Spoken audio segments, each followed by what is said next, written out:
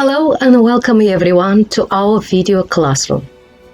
The topic of today's discussion is teen bestsellers. The class is not about selling and buying goods or fashion clothes teenagers like to wear. I don't intend to say that the subject about teenagers' fashion is not a good idea to talk about. But today I want to speak about the best sellers books in the world and the importance of reading books. Let's learn what teenagers all over the world like to read nowadays. What books are they interested in? What books challenge them? Probably you wonder many times, why should we actually read books? Why reading books is so important in bringing up children. Let's see some reasons why people actually read. Some people like to read because of what they can learn from books, the education and deep wisdom they don't find elsewhere than in the books. Other people like to read because they can escape reality and they can find in books psychological and emotional refuge. Other people like to feel the smell of books. Their passion is connected to the words and the form they come in on printed pages. We live in a generation that we can choose from more than 1,000 books. Fiction, non-fiction, adventure, detective, whatever we want. There have never been so many choices and so many sources we can choose from.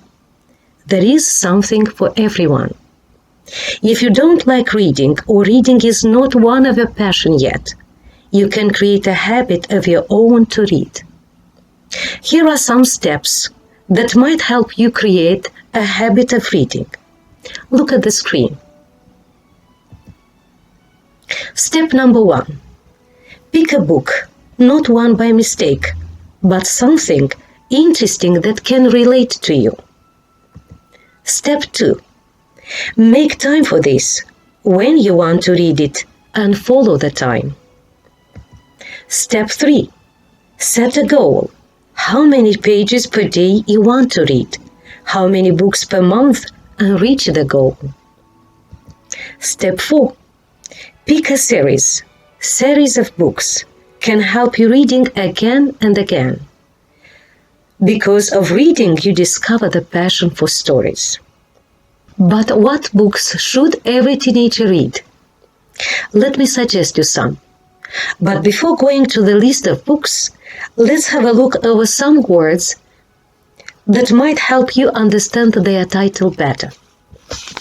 Fern is a flowerless plant which has feathery leaves and usually grows in shady forests. Beast, an animal, especially a large or dangerous four-footed one. Raven, a large heavily bird similar to a crow with mainly black plumage. Boundaries, a line which marks the limits of an area, a dividing line. Cage, a structure of bars or wires in which birds or other animals are kept. Now let's go to the list itself. Let's see what books every teenager should read. The Adventures of Huckleberry Finn. Where the Red Fern Grows. Let's see others. I Know Why the Caged Bird Sings. The Giving Tree. Beast Boy, Wilder Girls, and some more. I Am Not Your Perfect Mexican Daughter. Boying Up, a book that teaches how to be brave, bold, and brilliant. And some more. Frankly in Love, Raven, from the series Teen Titans. Let's continue. Yes, She Can. Two Can Keep a Secret. How to Find Friends and Influence People. A book that leads you to success. Another one, Boundaries. It teaches you when to say yes and how to say no. I think these books are not only helpful, but important for today's teenagers. This is not a list of the best books of all times.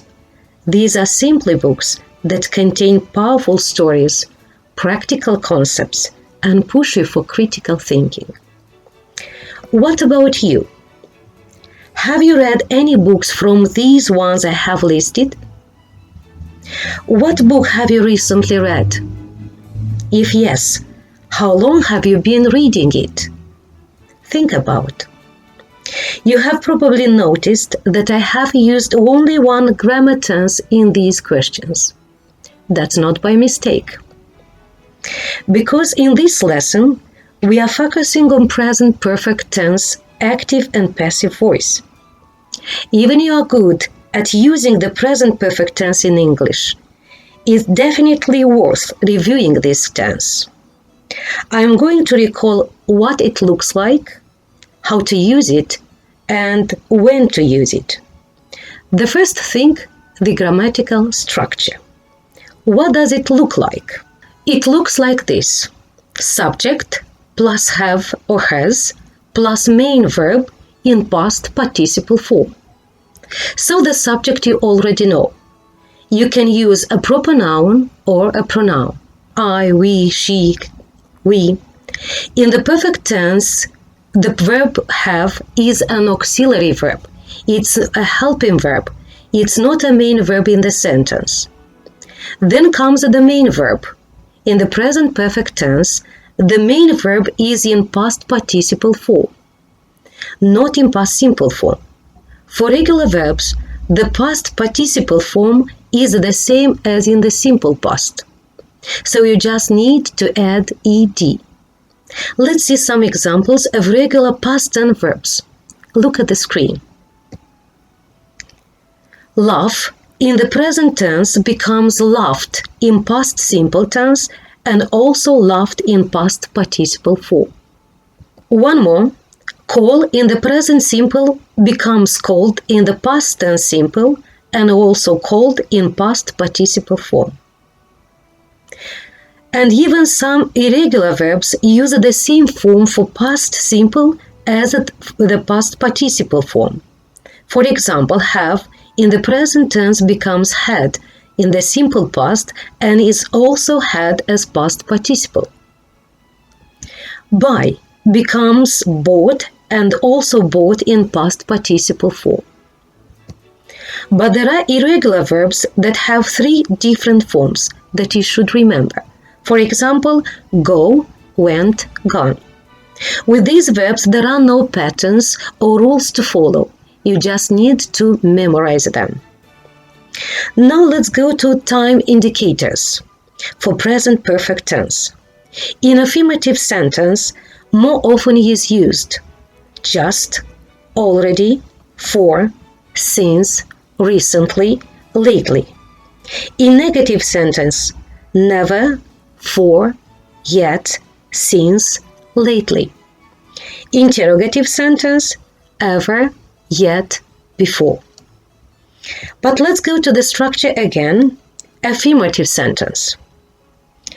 You have the subject, the auxiliary have or has, and our past participle verb. Let's see some sentences in present perfect tense. She has already bought the book, Two Can Keep a Secret. I have received great pleasure reading Frankly in Love. The adventures of Huckleberry Finn have impressed me a lot. It has been a good idea to recommend him the book Boundaries. Let's see the structure of negative sentence. The structure of negative sentence is subject, have, has, not, plus main verb in past participle form. Have a look over at some examples. He hasn't saved enough money to buy Beast Boy book yet. I haven't read the story Wilder Girls yet. And present perfect question structure. The auxiliary verb goes before the subject. Have, has, plus subject plus main verb. And some examples, of course. Have you ever read a book twice? Have you ever read a book twice? Have you ever left a book because you didn't have time to read it or you didn't like the subject? Have you ever read a book you would like to recommend to others? Actually, the questions are for you too. Think about. Let's go to the next step. Let's see how to form present perfect passive voice. Passive voice is used when we want to emphasize the action and the object of a sentence rather than the subject. This means that the subject is either less important than the action itself, or we don't know who or what the subject is. First of all, we have to change the voice. Active voice to passive voice. In passive voice, we use have been or has been before the main verb. We can explain who or what did the action adding the preposition by. Let's see the structure. Look at the screen. The sentence structure in active voice: subject plus have has plus verb and plus object. In passive voice, the object becomes the subject and the structure is object plus have been or has been plus verb plus by sometimes and plus subject. For example, he has written a letter. A letter has been written by him. Let's see some more examples. Active voice. He has completed the work. He has not completed the work. Has he completed the work? And in passive voice, the work has been completed by him. The work has not been completed by him. Has the work been completed by him? When should we use the present perfect tense? Let's see. We use present perfect tense when we want to express finished actions, past event, present result. For example, she has lost her phone. She can't find it. Present perfect expresses recent completed actions. I have just finished my project. Present perfect also is used to express unfinished actions, duration from past until now. I have lived in Bristol for 2 years, for example. Present perfect expresses life experiences. Have you ever eaten sushi before? And some more. Present perfect expresses accomplishments. Man has walked on the moon. Present perfect expresses multiple actions at different times. I have seen David several times. And one more. Present perfect is used to express changes over time. I have become more interested in reading books. I hope you have already become interested in reading books too.